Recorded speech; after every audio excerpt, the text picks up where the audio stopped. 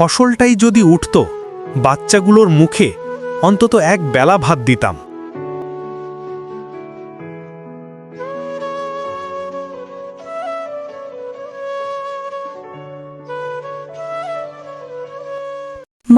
আজ ভাত হবে? হ্যাঁ মা, হবে, একটু পরেই। মা, তুমি খাবে না?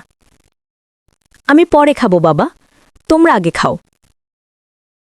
চুলার আগুন নিভে যাচ্ছে, চাল শেষ।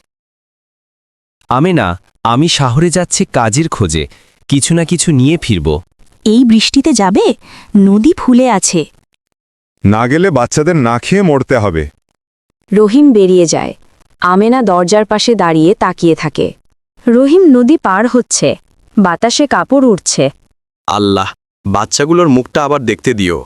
সকালে গ্রামে কান্নার শব্দ। লোকজন নদীর ধারে রহিমের লাশ পেয়েছে। আমেনা ছুটে আসে, চিৎকার করে, রহিম, তুমি না বলেছিলে সুখ আসবে একদিন? সুখ তো চলে গেল তোমার সাথেই।